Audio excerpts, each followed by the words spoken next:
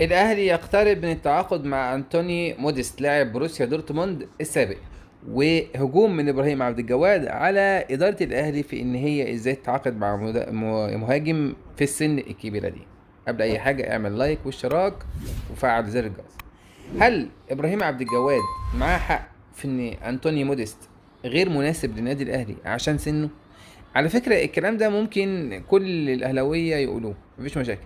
بس انت لما واحد اهلاوي بيقول حاجة زي كده بتظن ان هو يعني عايز مصلحة النادي او بيفكر مصلحة النادي، وان فعلا 35 سنة ده كبير، خصوصا انه بيلعب مهاجم فبتحتاج قوة بدنية وتحركات وكده.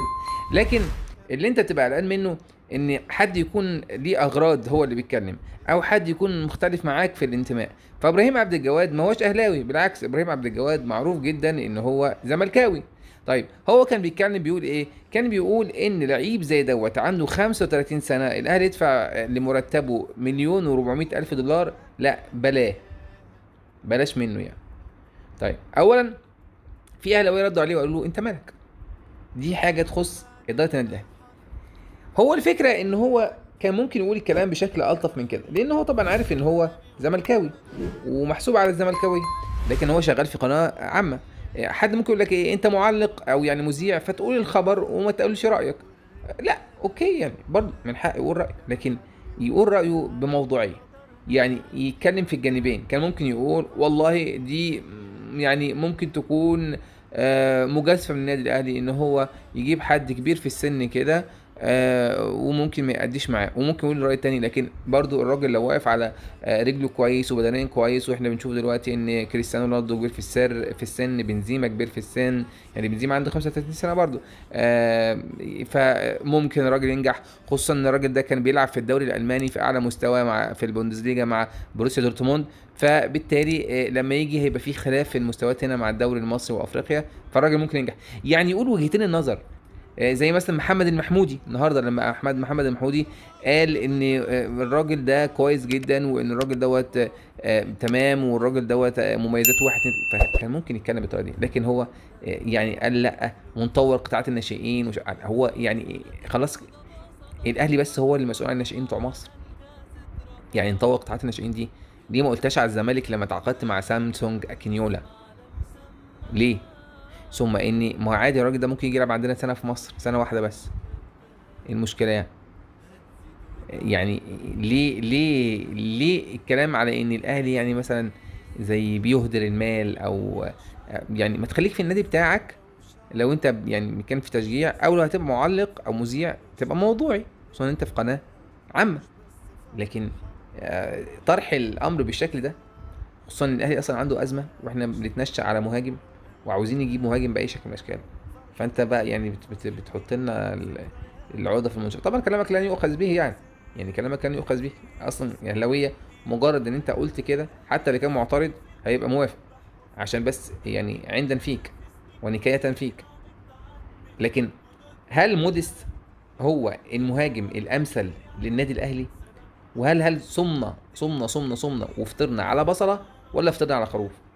وجهة نظري انا الشخصيه، انا شفت فيديوهات للاعب، وجهة نظري انه لاعب ممتاز. وجهة نظري انه لاعب ممتاز باللي انا شفته. باللي انا شفته شفت ان الراجل بيلعب بدماغه ممتاز. حاجة فلافيو، يعني الراجل في دماغه حاجة فلافيو. طيب يعني ما كانش يفوق كمان. طب الراجل بقى على الارض، هل بيشوط؟ هل بيشوط ويضبش ولا بيشوط شوطة قوية؟ لا شوطة قوية. هل بيركن؟ هل هو يعني ضعيف في اللعب على الارض؟ لا هو ما هوش مهاري. يعني توقعش منه ان هو ياخد واحد واثنين وثلاثه ويرقص، لا ولا حتى يرقص واحد. امال لا، جسمه قوي، يعني ممكن يبقى محطه بدنيا، يحط حد في ظهره ويمشي لك كوره.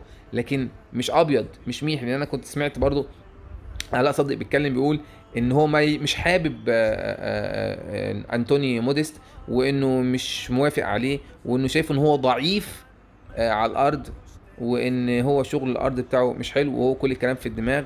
وان بيقول يعني ان احنا مش هنحتاج المهاجم يلعب بدماغه كتير، لان لا، احنا ممكن اولا يعني نكون ما بنلعبش عرضيات كتير، لان احنا ما عندناش حد كان بيعرف يلعب بالدماغ. محمد شريف تعبان جدا في الدماغ، حسام حسن جبناه المفروض بيلعب دماغه حلو، ما كانش بيلعب دماغه حلو. شادي حسين برضو ما فيش كهرباء بيلعب بدماغه، لكن ما هوش زي موديست لو شفته موديست.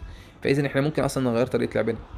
يعني بدل ما هنلعب بس على الحاجات اللي بنعملها على الارض والعرضيات الارضيه البرازيليه والكلام ده كله، لا هنبدا ان احنا برضو نعمل عرضيات للراجل. علي معلول بيعمل عرضيات حلو، محمد هاني ربنا ينفخ في صورته.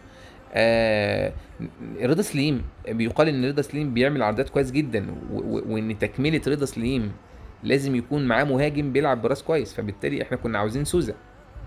فبالتالي ممكن الشغل ده. طب هل اصلا الراجل ابيض ميح على الارض؟ لا مش كده، مش عارف يعني. يعني اذا كان الراجل كان عاوز يجيب سوزا، لان نفس السبب، يعني سوزا ضربات جزاء وضربات راس. ما كانش سوزا بقى اللي هو بيرقص واحد واثنين وثلاثه واربعه، لا ما فيش الكلام ده. ما انت مش كل لعيب بقى هتجيبه وانت متارجت ان هو يبقى فيه كل حاجه، استحاله. وعموما رقم تسعة ده غالبا مبقاش مهاري قوي، يعني كلنا فاكرين حسام حسن، محمد رمضان، ايمن شوقي، يعني عماد متعب. مش المهاره الفائقه، هو يعني يمكن اعلاهم في المهاره شويه عماد متعب وسن احمد بلال، لكن ما فيش رقم تسعة ده يبقى ان هو حريف كوره يعني، لا ما بيحصلش. ثم انت كنت هتجيب سوزا، وارقام سوزا منيله ب 60 دي لو ضعيفه. لكن الراجل ده ارقامه احسن بكتير، ده احسن بكتير قوي يعني. فمش عارف السن عادي، انا ما يهمنيش اللعيب عنده كام سنه، اللعيب ده هيفيدني ولا مش هيفيدني. وما يهمنيش انا حكايه اللي بيقولوا ابراهيم عبد الجواد دي استثمر فيه وارجع ابيعه مش يا عم ده احنا اصلا جبنا لعيبه وتنازلنا عنها اصلا مجانا يعني، اخرهم ميكسوني وبواليا ومش يعني فسخنا عقد يعني. فما تجيش تقول لي بقى بدوت يعني حبكت لما هي مزنوقين ومش لاقيين مهاجم، تيجي تقول لي اصل نستثمر ونبيع. يا عم هو انا كل لعيب هجيبه وهبيعه زي ايفونا؟ مش لازم، عادي وبتحصل. اما اللعيب ده يا جماعه، اللعيب ده يعني جاي من بوندز ليجا، انتوا فاهمين يعني ايه جاي من البوندز ليجا. هو انت لعيب مش افريقي، اه ماشي يتسمى افريقي لكن هو فرنساوي اساسا. يعني تبقى اول مره تالي الاهلي يجيب لعيب اوروبي يعني فرنسي. الاهلي الخطوه دي احنا كنا اصلا بنتمناها من 20 سنه، ان الاهلي يجيب لعيب يعني ايه متكهن من اوروبا. يعني ايه متكهن؟ يعني اللي هو 35 سنه مثلا وخلاص شطف في اوروبا، بدل ما يروح يلعب في الصين ولا يروح يلعب في امريكا. ما كانش لسه بقى في الدوري السعودي، او ممكن يكون كان في الدوري السعودي برضه بيجيب لعيبه زي كده. فيا جماعه طب ما نجيبه يلعب في مصر، زي مثلا بودوليسكي ده قال لك انا موافق ان العب في الاهلي، بس بودوليسكي سنه كبير قوي يعني. تشافي ونيستا ما هم راحوا لعبوا في قطر. فاحنا اساسا الخطوه دي متاخرين فيها كتير كتير.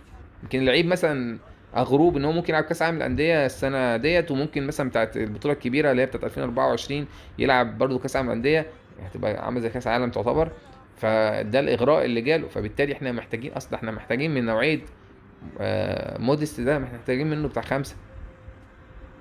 عاوزين خمسه زي موديست كده، يعني كانوا بيلعبوا في اوروبا وخلصوا.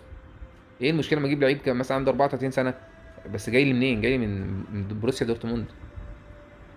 ايه يعني ما اجيب لعيب من بنفيكا، اجيب لعيب من مثلا نقول ايه كان بيلعب في الدوري الانجليزي ايا كان بقى، اي نادي في الدوري الانجليزي يعني. ان شاء الله قلت لي مثلا بيلعب في الناس اللي هي بتشيل ديت ستات وسبعات في الدوري الانجليزي دلوقتي، لما حسب مركزه يبقى في العاشر ولا مركزه في ال 12 بس لعب دوري انجليزي وعارف.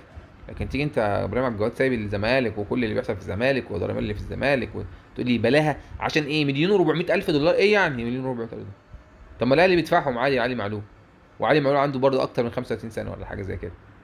ايه المشكله؟ يعني علي معلول بدفع له نفس الرقم وعجوز، وجيت على ده تقول لي ايه ده؟ مش منطق. الراجل ارقامه حلوه، اه مع بروسيا دورتموند ما جابش غير جونين بس، لكن مش دي المقياس. السنه اللي قبلها كان جايب 20 جون، السنه اللي قبلها كان جايب 20 جون مع فريق تقريبا اسمه كولين او حاجه زي كده. فلا، ارقام كويسه، فيديوهات كويسه.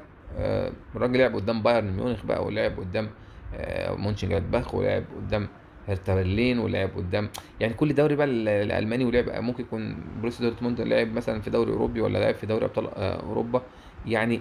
راجل عنده خبره الماتشات الكبيره، واحنا محتاجين النوعيه ديت عشان كاس عالم الانديه ودوري افريقي. يا ريت الموضوع يكمل، يا ريت الموضوع يكمل. يعني انا صراحه كنتش متفائل بسوزا.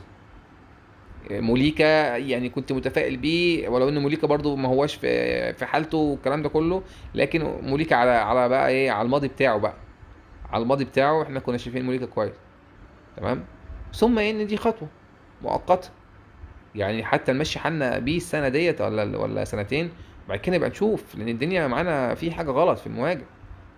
يمكن يظهر على السطح حد كده في مصر برضو. يعني برضو أنا في حته يعني قلقاني. هو يا جماعه دلوقتي افرض انت جبت مهاجم، المهاجم ده اتصاب، اقعد انا بقى ايه بقى الطم طول السيزون؟ افرض كهربا اتصاب، افرض صلاح مثلا اتصاب، افرض زعلوك اتصاب، يعني مش معقول. لا لازم اصلا يبقى عندنا كمان مهاجم تاني. يعني يا ريت نجيب مهاجم تاني تحت السن، افريقي تحت السن، لان كده الدنيا صعبه. فيعني انا شايف ان هي صفقه كويسه لو كملت ان شاء الله. بشكركم، سلام عليكم.